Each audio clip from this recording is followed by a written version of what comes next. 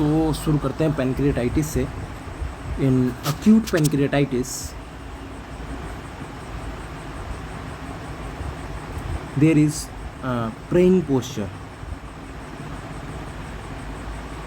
ये एग्ज़ाम में आता है कि praying posture in seen in, तो बहुत सारे डिजीज़ हैं बट अक्यूट पैनक्रियाटाइटिस उनमें से एक है। प्रेइंग पोस्चर जब भी कोई डॉग रखेगा इसका मतलब वहाँ पे सीवियर एब्डोमिनल पेन है।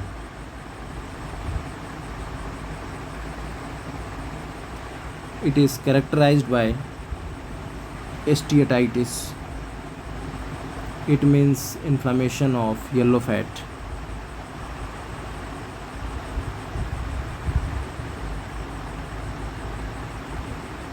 अब इसके कारण there is saponification, और कह सकते हैं कि it is a type of fat necrosis। यहाँ पे fat necrosis होने लगेगा। मोस्टली अफेक्टेड की बात करें अगर, तो ओल्ड एज या ओल्डर एनिमल, दूसरा है ओबीस एनिमल, है ना, इनमें ज़्यादा देखने को मिलता है। जो मोस्ट कॉजेज़ हैं पैनक्रियाटाइटिस के, that is diet, low in protein and high in fat. The next condition is neoplasm. Neoplasm of islet of Langerhans.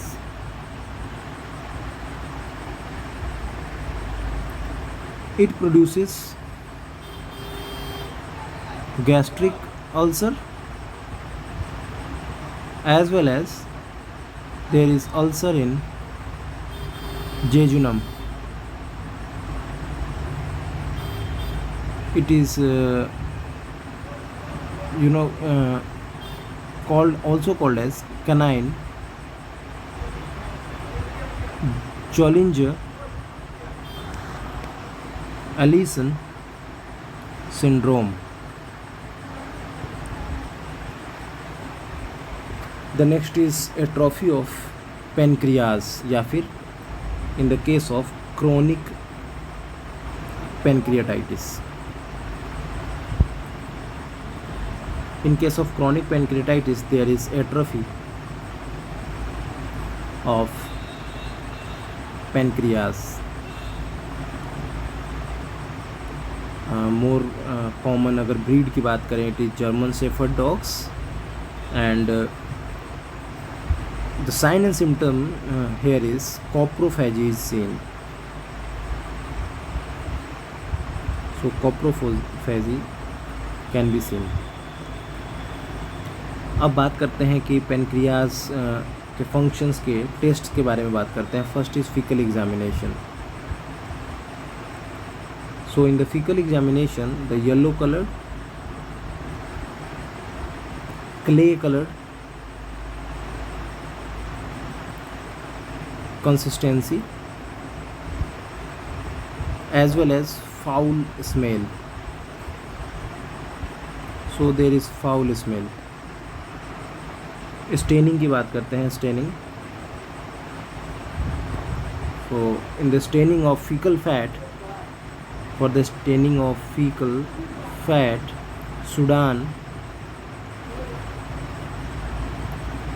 3-dye stain is used. So we have to remember this.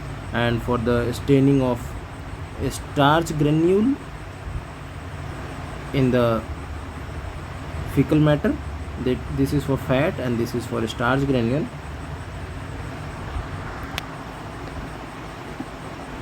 The Lugol's iodine is used.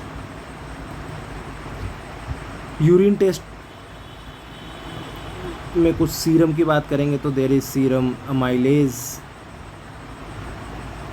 है ना, वो बढ़ा हुआ मिल जाएगा।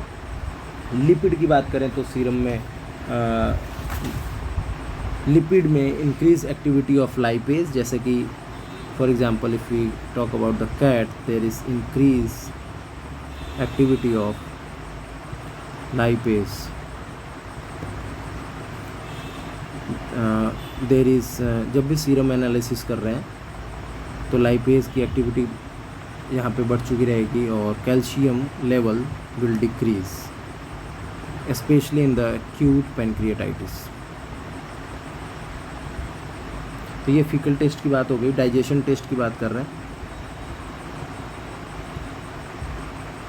सो we check the pancreatic proteolytic activity. हम क्या करते हैं कि बाहर से है ना काइमोट्रेप्सिन जो है ना फीड वगैरह में डालते हैं, और मतलब हम बाहर से सिंथेटिक सबस्ट्रेट एडमिनिस्टर करते हैं और फिर हम ऑब्जर्व करते हैं कि इंटेस्टाइनल म्यूकोसा और फाइनली वो एक्सक्रीट हो रहा है यूरिन के थ्रू या नहीं हो रहा है ना। The next is absorption test.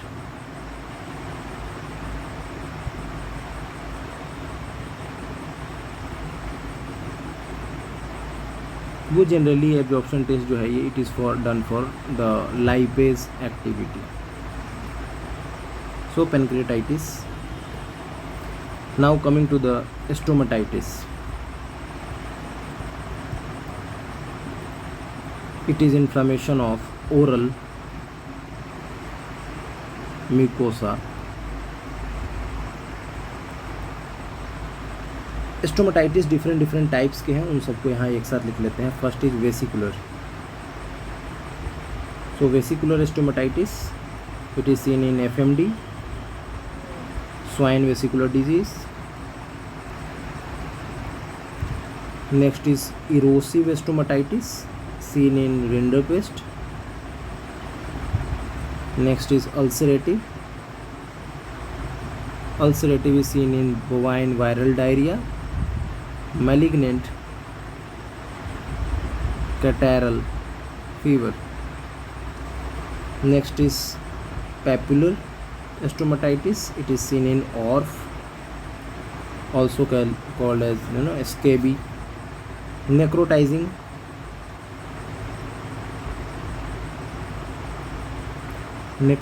stomatitis is seen in calf, diphtheria. So these are the different types of stomatitis.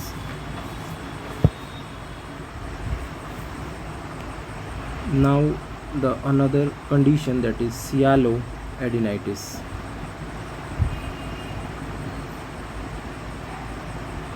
So it is an infection, or can be said that it is an inflammation of salivary gland. Most commonly, the reasons are, first is sialolith. It is seen in horses mostly. Another is tylism. It is seen in the metal poisoning.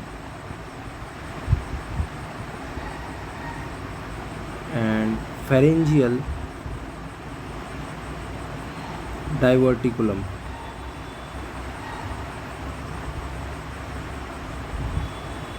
Tylism मतलब there is over production of saliva, and the pharyngeal diverticulum is seen in pigs.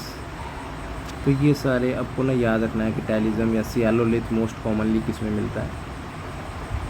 So coming to the next condition, that is choke. Choke is a condition जिसका sign हमें देखने को मिलता है as a bloat या टिम्पैनी। So it is present in mostly in the cattle, और अगर ये जब कैटल में होगा तो it is in the cervical region. Anatomy की वजह से ना, कि कैटल का एनाटमी इस तरीके का है कि यहाँ पे ही नैरो पार्ट है तो यहीं पे फंस जाएगा। सिमिलरली अगर हॉर्स की बात करेंगे तो हॉर्स में ये थोरैसिक रीजन में होगा, क्योंकि हॉर्स का एनाटमी इस तरीके का है कि आगे से वाइडर है बट आगे जाके फंस जाएगा। ठीक है। Now the next condition is the mega oesophagus. इसको बहुत शॉर्ट में इसलिए कर रहे हैं बिकॉज इन डेप्थ हम लोग ना इन डिटेल सर्जरी वाले लेक्चर्स में बात कर चुके हैं इन डेप्थ की. So in the mega oesophagus the right aortic arch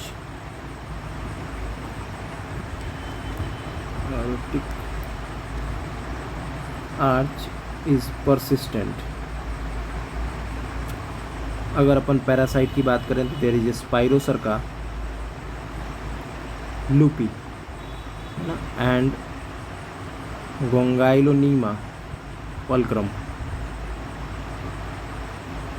ये बहुत ज़्यादा अफेक्ट करते हैं इसको. Clinical sign is regurgitation of food. जो भी फूड है फीड है ये रिगर्गिटेट हो जाएगा. The next condition is gastritis.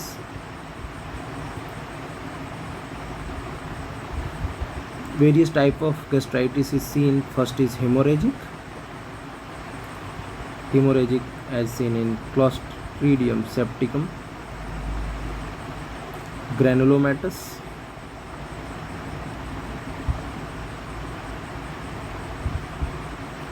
as seen in fungal infections, eosinophilic,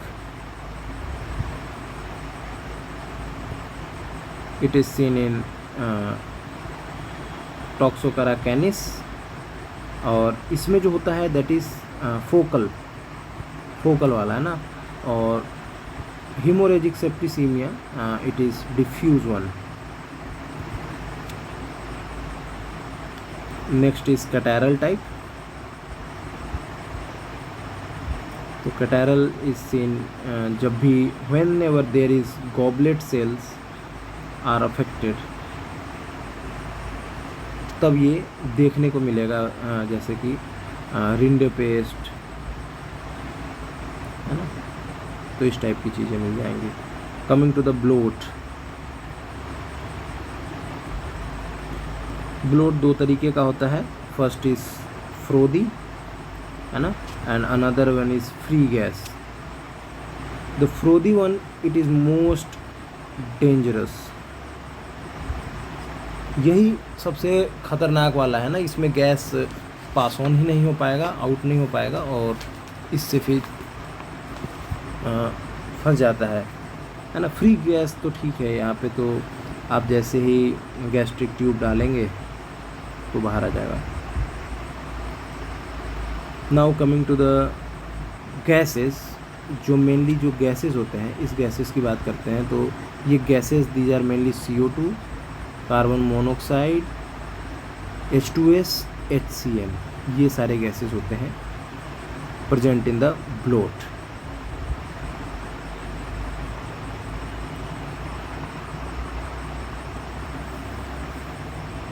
अब कुछ कंडीशन है और बस इसके टर्म्स को देख लेते हैं कि जैसे कि रूमिनल इम्पैक्शन. ये बहुत कॉमन है ना, जो कि देखने को मिल जाएगा एसिडोसिस में है ना. The next is enterolith. Intestine में ही स्टोन जैसा फॉर्मेशन हॉर्सेस में. अगर अपन एक इम्पॉर्टेंट क्वेश्चन है जो आ चुका है ऑलरेडी कि व्हाट इज़ टिफलाइटिस. वैसे तो पैथोलॉजी में सब सारे तरीके के आइटिस डील हो जाते हैं, बट जो इम्पोर्टेंट है उसको बस अपन देख रहे हैं. Typhlitis it is inflammation of caecum. Similarly inflammation of rectum it is called as प्रोक्टाइटिस.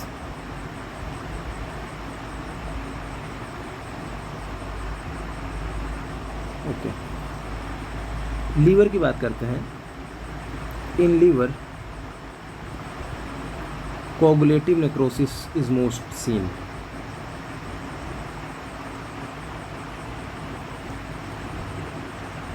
या इट इज़ कॉमन है ना. कुछ जैसे कि जब लीवर की बात आएगी तो फेसियोला की बात करेंगे अपन.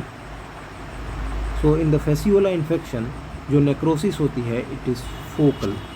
सो focal necrosis in liver is seen in fasciola. तो फिर बाकी क्या होता है, तो जब जोनल नेक्रोसिस की बात करेंगे कि जोनल नेक्रोसिस है ना लीवर में कहाँ कब कब होगा, तो ये 2-3 हैं, जैसे कि first is type 1, type 2 and type 3. Type 1 is periportal and it is seen in phosphorus toxicity. Type 2 is mid-zonal and it is seen in aflatoxicosis. And type 3 is periacinar and it is seen in the viral parasitic, है ना, as well as it is also seen in the right sided heart failure.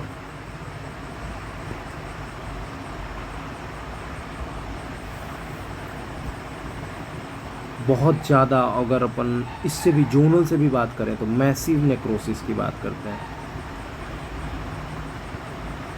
Massive necrosis देखा जाएगा किस किस condition में, that is in the yellow fat disease. It is seen in the deficiency of sulfur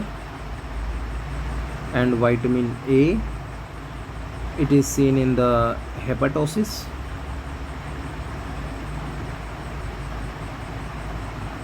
Especially in the pigs, and it is also seen in the deficiency of vitamin E and selenium.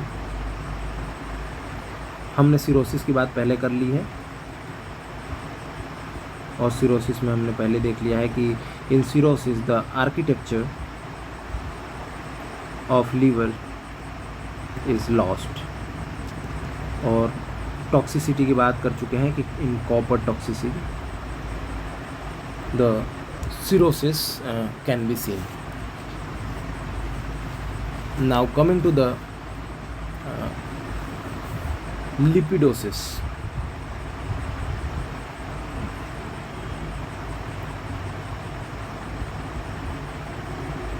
So lipidosis is also seen due to the copper deficiency, also called as white liver disease, also called as bovine fatty liver syndrome.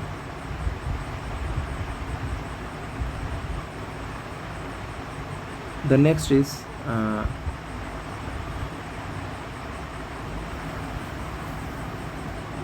कुछ अपन बात करते हैं जैसे कि normal values की, है ना. Sodium normal values, it is जो नॉर्मल वैल्यूज़ है इसको अपन एक्सप्रेस करते हैं, it is express in millimoles पर लीटर. सोडियम की बात कर रहे हैं, सोडियम के जो नॉर्मल वैल्यूज़ हैं दैट इज़ 140, है ना.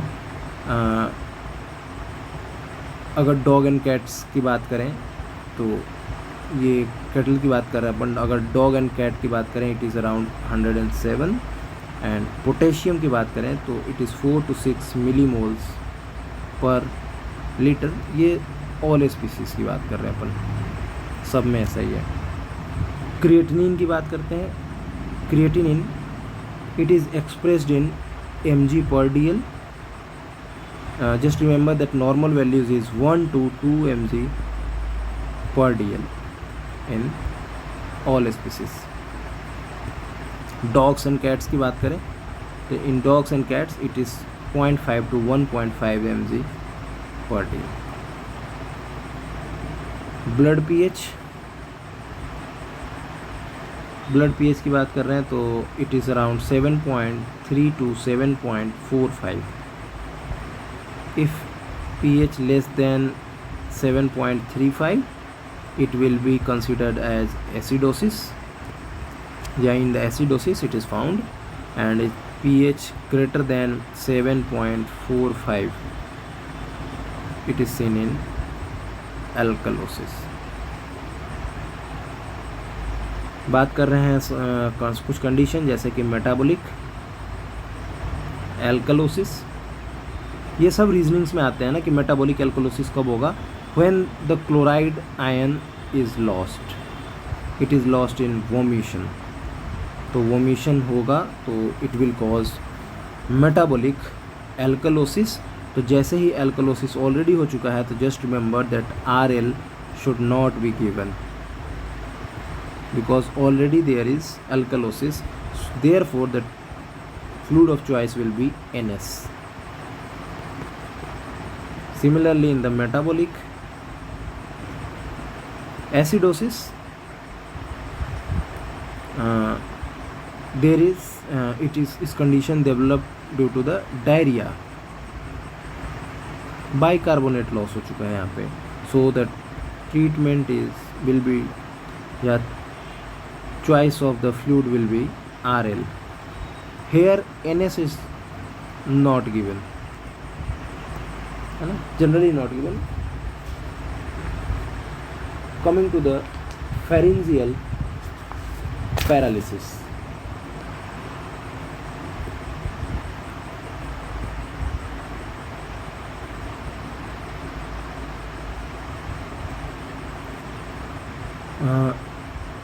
In pharyngeal paralysis there will be retention of food in mouth. Condition is seen in rabies, botulinum toxin, botulinum toxicity, also seen in African horse sickness.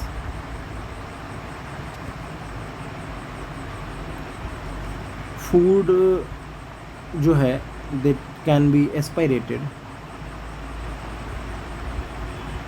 in lung and there will be gurgling sound.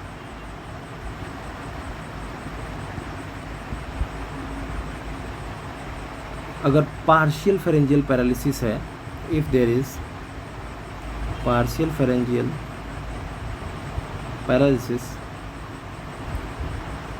cud dropping will be seen.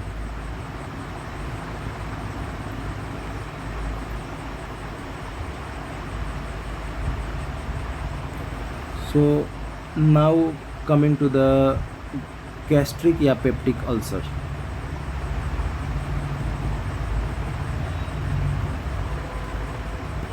Gastric या peptic ulcer, it is more common in females. The vomiting, जो vomiting होगा, it will have coffee ground appearance, ये आपको याद रखना है. Coming to the GDV, it is gastric dilatation and volvulus. इसमें भी याद रखना है आपको, praying posture is seen, there will be non-productive vomition.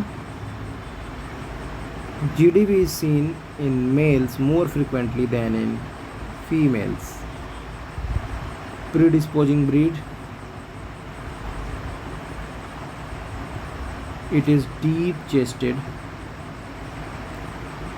dog breeds. Diagnosis will be done when the gastric tube is not passing.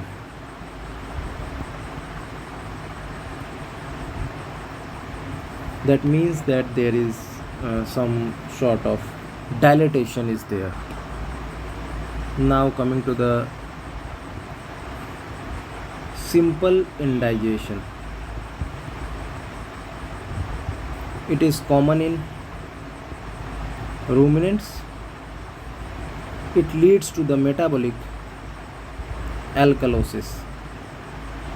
ये बहुत important है कि simple indigestion leads to the metabolic alkalosis. Duffy consistency will be there.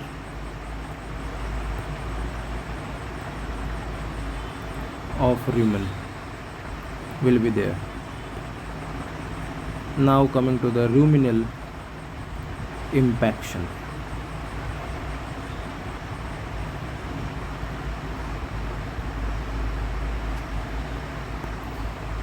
I will start just after a break from the ruminal impaction.